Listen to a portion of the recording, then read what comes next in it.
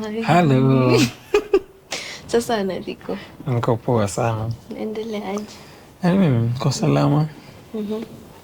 Yes, wewe unaendeleaje? Niko Nairobi. That's all you need to know. Remember there tuseme salama. We are alive in Nairobi. We are alive. Yeah, so leo tunafanya song gani? Tamu. Tamu. So leo tuna break down Tamu, the why, the music, maybe we sing a little about it, a little banter. Yes, no? Okay, great. So tuanze tu mali tunaanzia everything else ni kwanza Tamu, do you remember, first of all, let me just start this one. Leo nitaanza.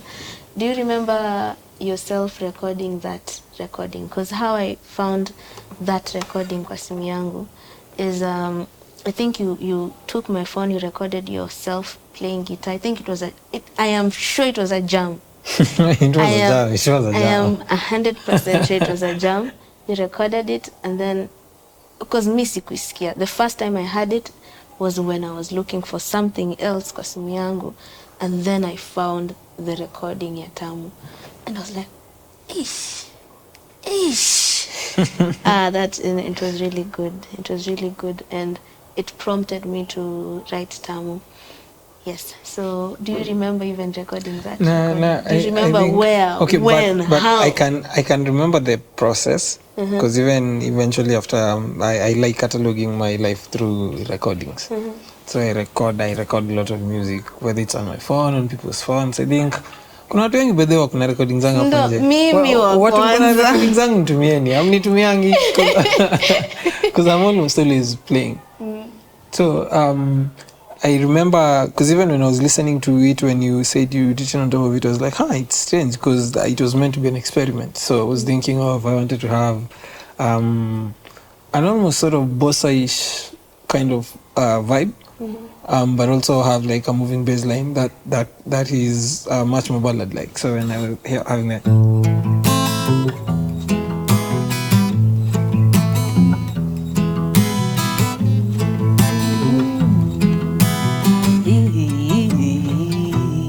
So I wanted to have like a continuous bass line, so with much more sustain. And so I was experimenting. I was like, because I wanted because if you hear my right arm, if I was not playing the chords, it was to mute it. It's very percussive.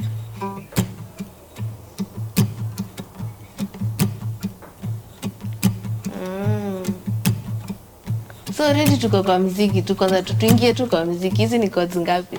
2 chords. The entire song is, except for the bridge where Mimi nimesikia song ikiplay on very different ways. I know, which is quite surprising. Like every single time I've had a cover of this song, people assume that I have other chords, but I just have 2 chords. It's only I changed the chord colors in the bridge. It's actually an entirely new progression in the bridge, but the rest of the song is A minor and E major. The simplest form. In the simplest form, if I was to check out the bass line, basically it would be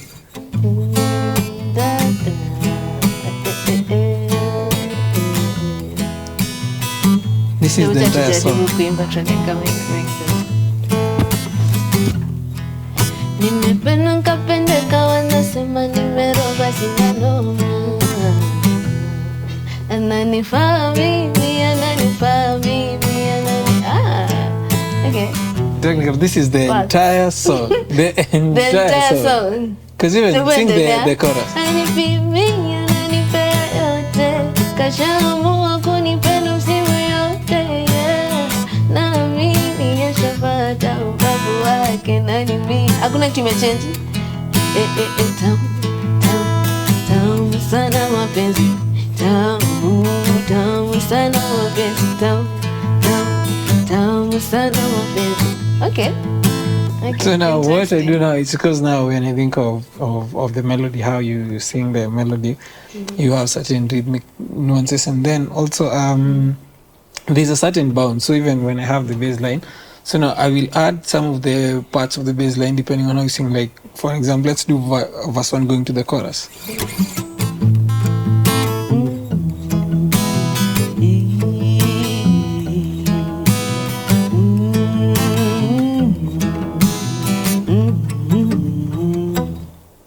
Nimependa kapendeka wanasema nimerogwa sina noma.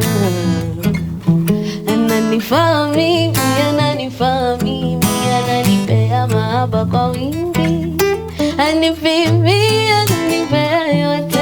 Kashaamua kunipenda msimu yote, yeah. Naamini ashapata ubavu wake na ni mimi hapa bado, yeah. Tamu sana mapenzi, tamu, tamu sana mapenzi, tamu. Hapo na flex, tamu sana mapenzi. Because technically those two chords, so when ndio nimeiva, ndio ukisikia kwenye tamu, tamu, tamu sana mapenzi, tamu, tamu sana mapenzi, tamu. Yeah, so it's actually different from what you're singing. Tamu, ay, ay, ay, mapenzi tamu, tata tamu.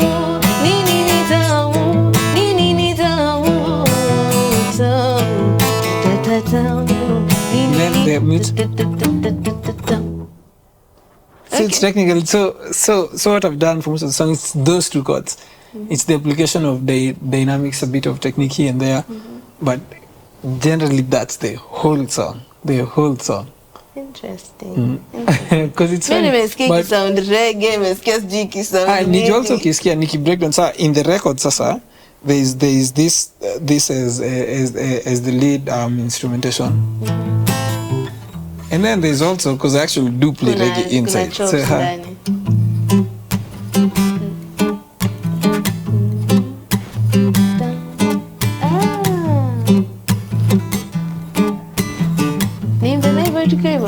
okay. Nimependa kapendeka wanasema nimerogwa sina noma. Ananifaa mimi, ananipea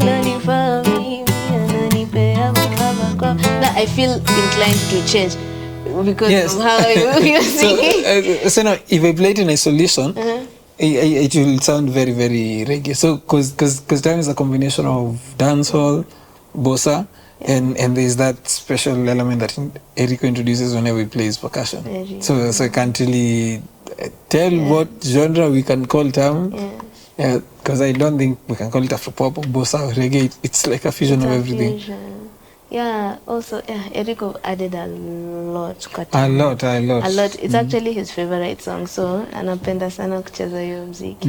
Shout out to Eric Mwangangi. But yeah, for people who do not know, just because at least now, this is a song that you produced from scratch kabisa.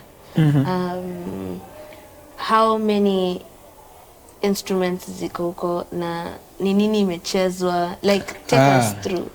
There's kuna 3 guitar layers. I'm very heavy on acoustic tone. So now, ideally when I'm recording, I'll think about the actual tone of the guitar before I think of coloring it. The first thing I want to capture, because when I'm composing, I'll think of, if I want a violin, I'd rather hear the violin first instead of like trying to program it, because I have to have an idea of how it sounds like in my head. So now with an acoustic guitar, there's a way that when I play this guitar, it really has its own natural tone. So if you were to compose right now, you'd compose with this natural tone. So if I was to plug it in, so unfortunately, sometimes I feel like producers fiddle with the sound first, and then it ends up becoming an entirely different thing. Because if you add reverb to my guitar before I play it, it will sound different. I will approach it differently. So now I like keeping the acoustic nuances first, because especially if a song is written that way, it's written from an acoustic perspective. And then now I'll try and infuse a bit of like electronic sound a bit, mostly in relation to drums, because getting access to live drums is quite difficult. So, but most of my rhythm, I'd rather have a live percussion player, which is now where Rico comes in. So now when I was playing the guitar, I was approaching it half as a percussive instrument and also as a melodic instrument. So I created a lot of layers because there is something that is like.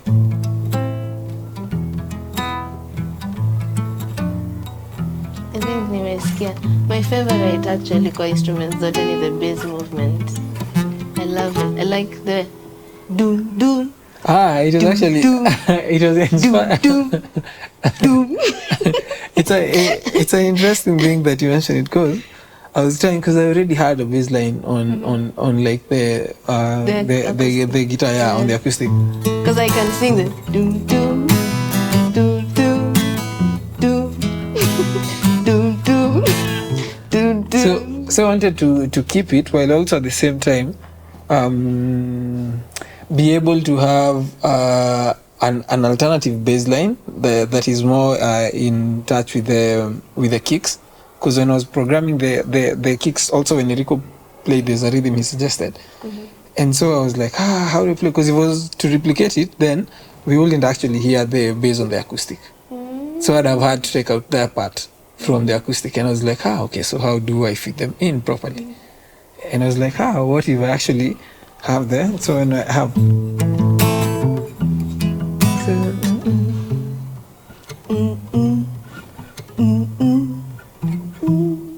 So, but it was lower now. So now, because it's playing on bass now, it gives me inanipeanga feeling and I think tunafaa kujoin siku moja hizi songs mbili. Inanipeanga feeling ya pink panther ni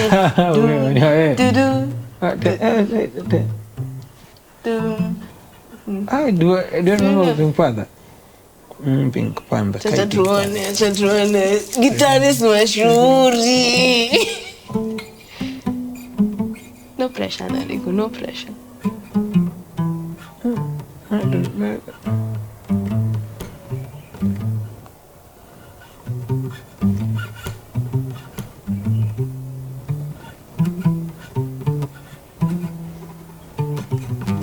Something like that. Yes.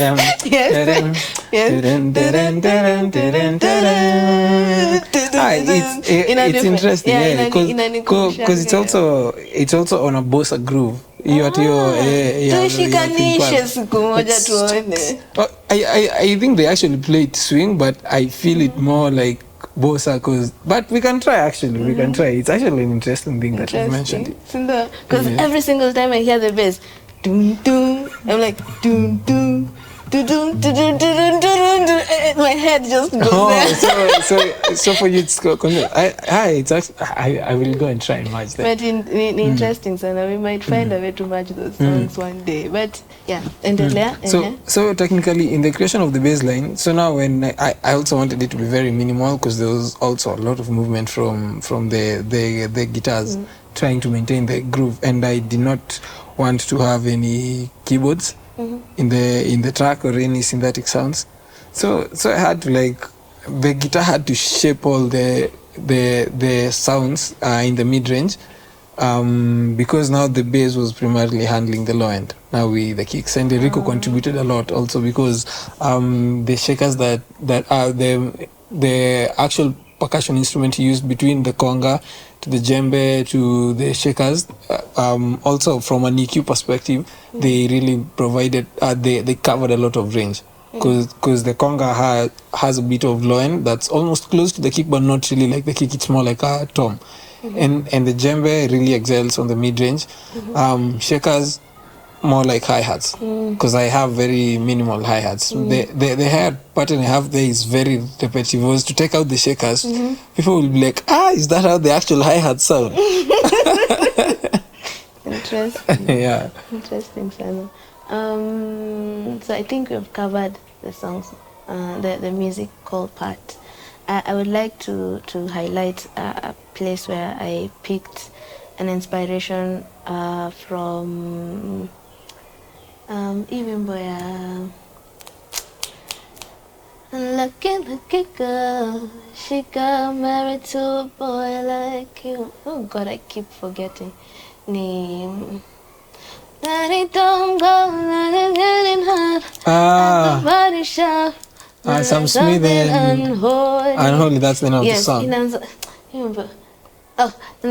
I do not remember the lyrics really well, but something I picked from that song that I really, really loved, and I think nilieka kwa huyo and sasa Tamu, was She got married to a boy like you.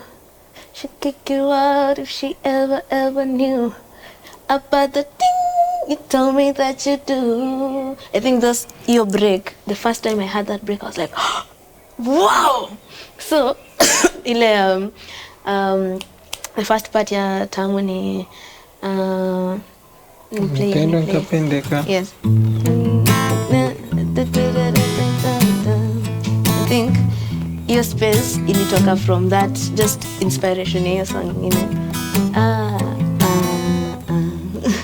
Nimependa kapendeka wanasema nimerogwa sina noma. Ananifaa mimi ananifaa.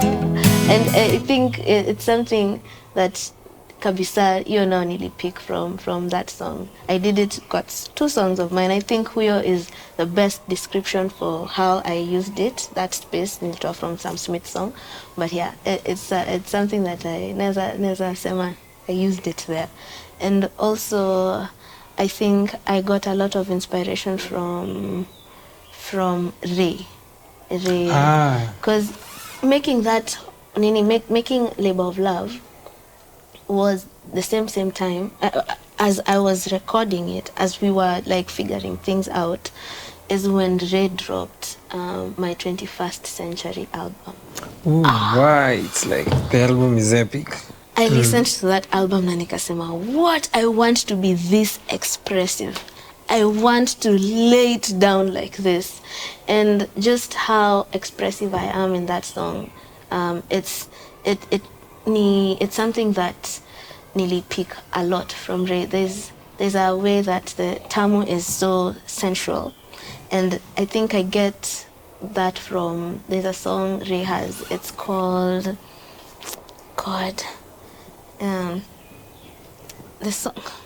this song is, she's asking someone to come over and see her from another town, and it's so sensual. Can I remember the song? Where's my phone? Neza kumbuka. I'm on a road, I took a Benz down to the coast, I'm trying to drink, I'm trying to smoke. I can't remember. If ndeka kwa nitaiandika, nitaambia waandike hapo. But yeah, it's how sensual she is and how and how expressive she is in that particular album that it just, I had to lay it down. And Tamu is such a sensual, expressive song kabisa, and I love it. And many people ask, Tamu iko inspired na nini? Tamu iko inspired. Actually, after mentioning RAYE, I remember when I was producing the album, when you were also listening to a lot of RAYE, Yes. and you actually introduced me to Yes. RAYE. So now at least it's done, I can say. I was very stressed. The bar was very high. No, Anariko, we are going international. We have to go there first. Yeah, because the bar was very high. I feel to some standard I'm proud eventually after doing the project, because I remember I really wanted the record to capture all your nuances, all your expressions and everything, but then we were limited also because we were not able to do it fully live. Yeah, and so I had to do a lot of also dynamic tweaking, which even when the track was being mixed and mastered, I really had a tough time explaining it to the producer, explaining it to the mixing engineer, explaining it to Chris Adwar, because there's a way I wanted it to sound, there's a way I wanted my dynamics to sound, which unfortunately over time I am realizing that I have a rather different approach to how I think of post-production, because I'd really like to keep the nuances themselves. I don't go a lot for compression.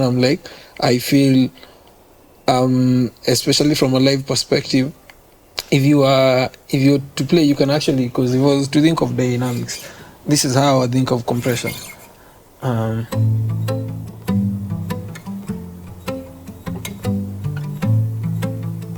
So now if someone was to compress that track to make it sound the same constant, I feel I'd lose a lot of dynamics, because then I'd have to be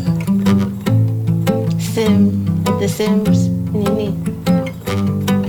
Yeah, Yeah, I think And then I lose that. I will lose the movement because I want it to sound like it's not swinging from a time perspective, but from a dynamic perspective. So now I can have the.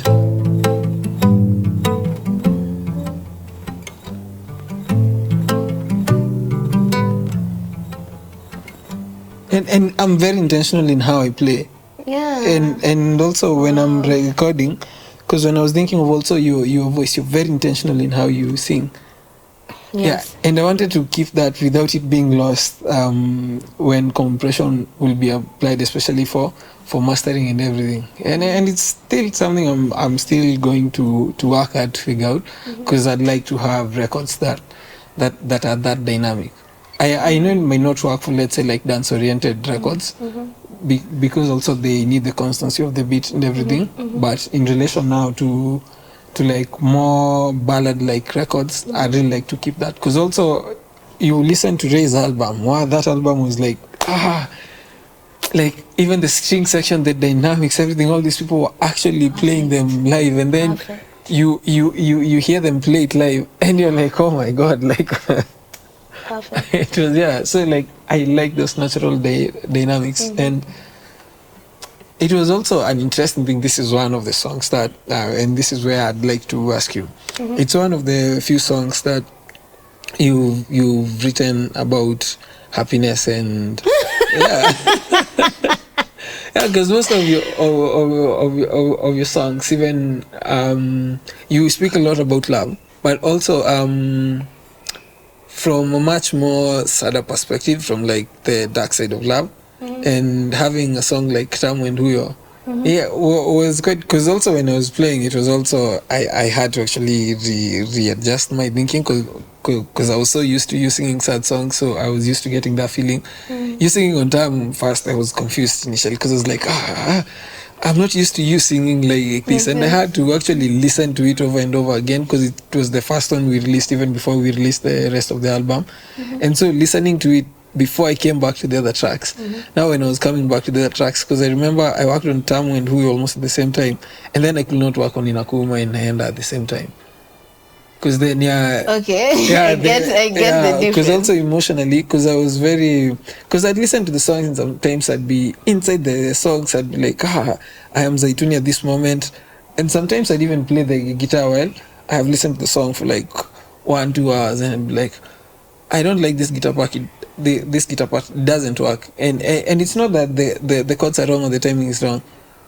I feel the dynamics are not correct, the intentionality based on how you were actually singing the song. So explain to us how are you able to? I don't think find it's a happiness happy song, honestly. Tamu is not a happy song. No, it is a happy song. It's a sensual song, Anariko. It's a sensual song, and I think I am God. Lakini say mi ni mkubwa sasa, naweza sema hizi vitu. But I think it's also a cheeky song. It's a cheeky song, and also I think it's a song that I tapped into my sexuality and femininity, and I wanted to feel feminine, free, and sensual. And okay, it comes from a place of longing. It comes from a wanting someone. It feels from the song nimependwa kapendeka wanasema nimerogwa. It feels like I'm telling someone, but in venye mi niko, it's almost like ni kama hayuko. For me nikiandika, it's almost like he's not close. He's not here. He's not close. So close by. Yeah, ni ile the wanting, the want ndio. Because it's interesting also the bridge. Kiwa na yeye ni okay, tuanze. Okay. Yeah.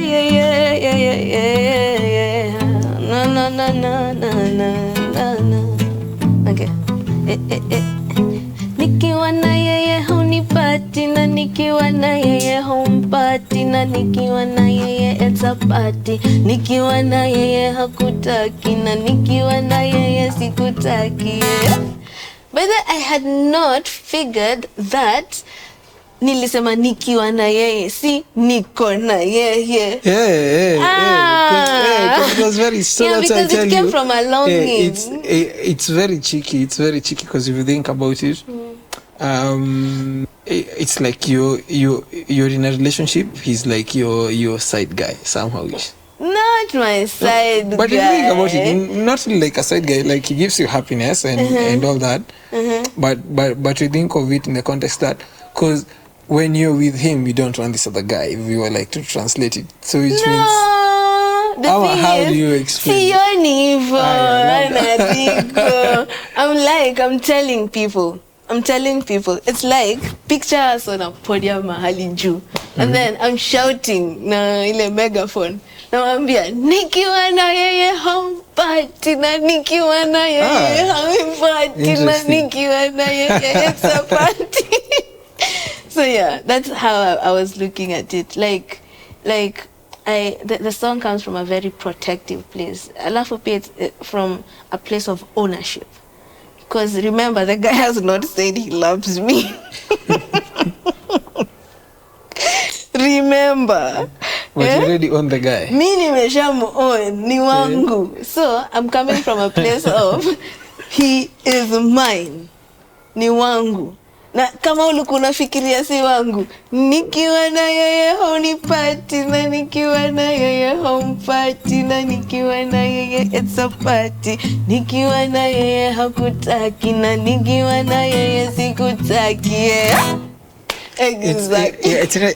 This is the part where I actually changed the progression, because also I feel like there needs to be more emphasis on those words, because it's a very interesting addition to the song, because you initially didn't have it and then you added it later. So I felt it was a very interesting and funny thing, it can still fit on these two chords. So, Unipati na nikiwa na yeye humpati, na nikiwa na yeye it's a party, nikiwa na yeye hakutaki, na nikiwa na yeye sikutaki, yeah. So that's why I'm saying the entire song is so simple. Like, so simple. Like if someone was to, this will be my go-to song if I was learning a cover song ya msanii yenye ni popular yenye si lazima nikumbuke vitu mingi, ingekuwa tamu, because ningekuwa like there's no way I can go wrong. We these two chords, and then plus the shape also on the guitar, quite interesting, same shape. So I just move it because when you look at my chords, A minor and D major, so it's just the same thing. So I can just keep on. Na tukumbushe ulitumia gitaa gani Anariko? Oh, so now, yes, get on to guitars now. To guitars. I didn't have this guitar, but this you used guitar. a Yamaha Yes, guitar. yes, but I used a Yamaha guitar. Yeah, Yamaha have been so generous to like give me a guitar endorsement. Yeah. How do you feel about that? Unajua, interesting, let me tell people here. Anariko nimemjua for a very long time. Na all through Anariko amesema mimi nitakuwa na endorsement ya guitar. Na he has said it with so much conviction, ile mpaka uwezi muignore. Utaanza tu akisema tu like mpaka you're like okay, fine.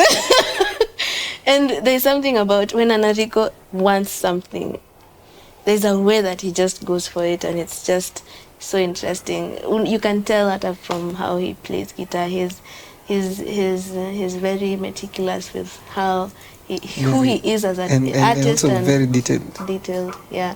So yeah, congratulations, honestly, Anariko, for Thank getting you. that endorsement. It was just such a surreal moment for me. Kujua that nimesikia hiyo maneno for years and years.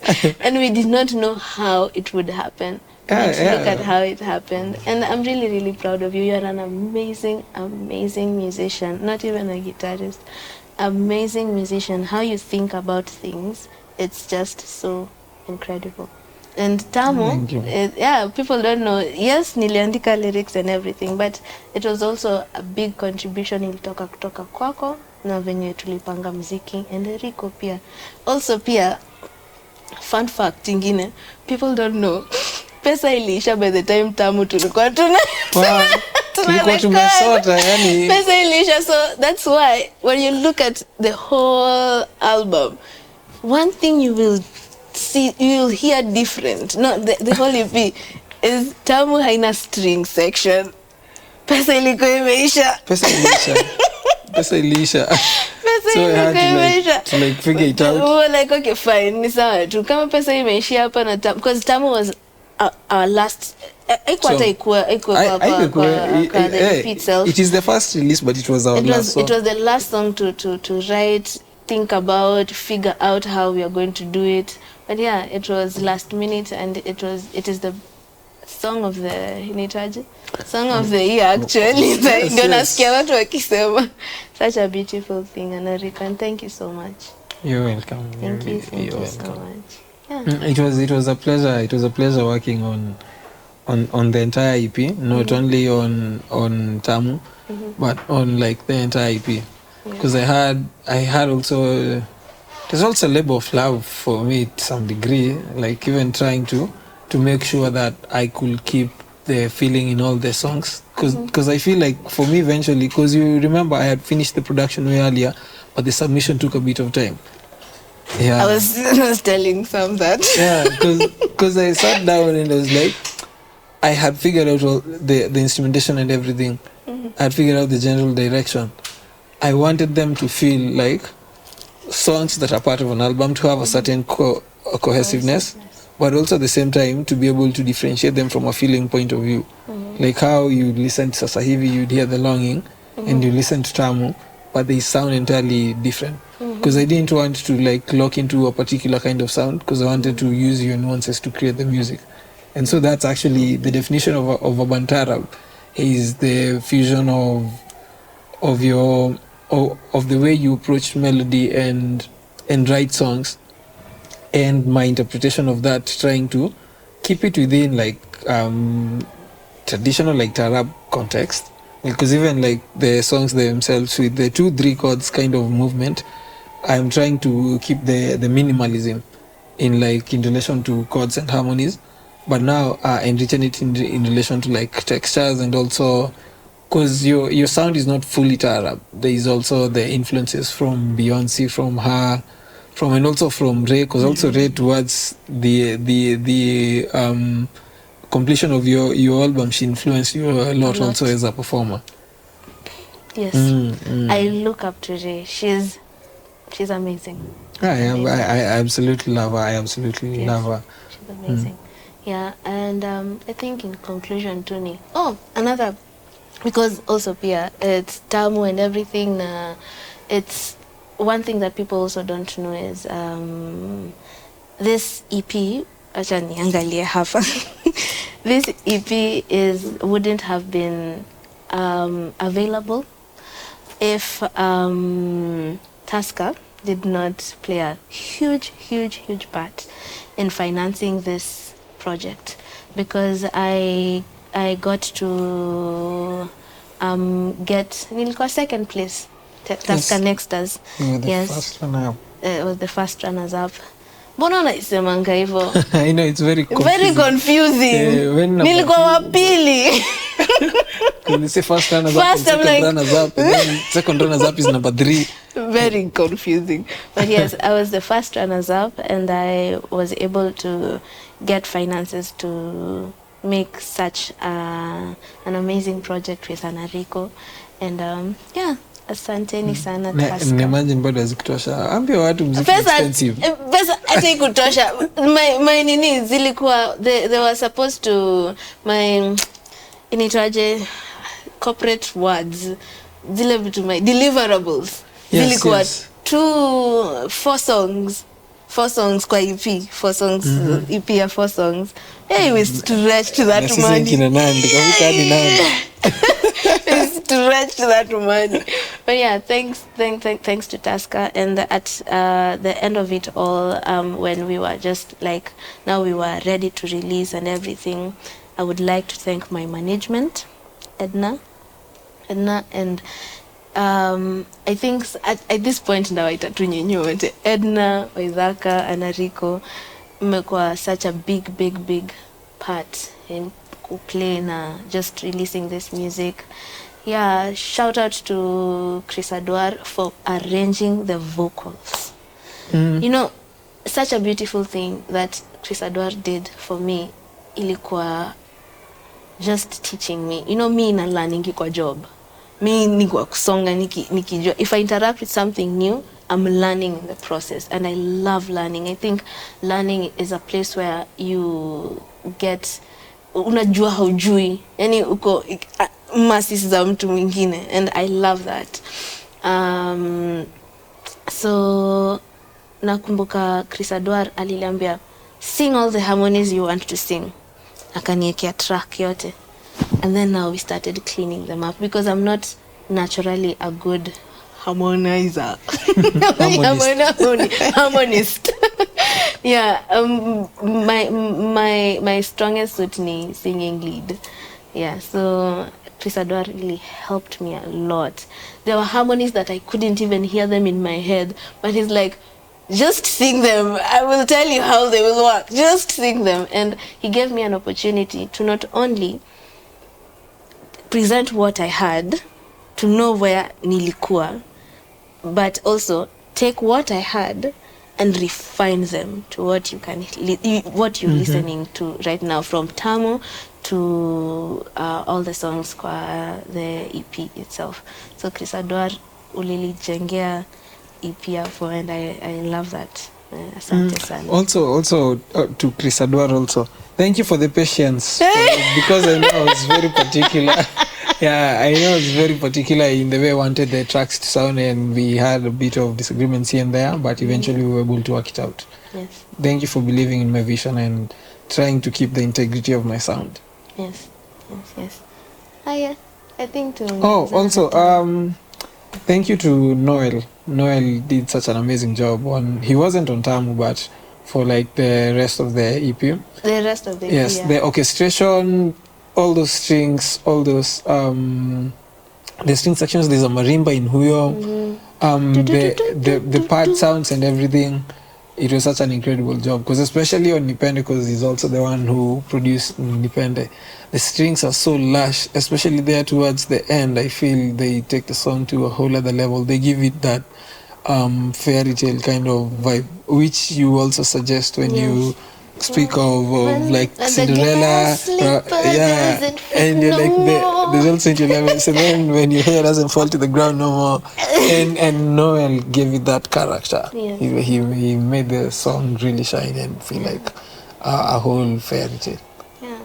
Asanteni sana kwa everyone who has been in this journey with us. It's kwa wale hata tujataja, you know yourselves, tunawapenda sana. And yeah, I would like to do more of this breakdowns, no? Yeah. Mtuambie kama you like this breakdowns, we do more of them. Tuna tukiva ya kwanza. Okay, sawa, asanteni sana. Mwah. Image.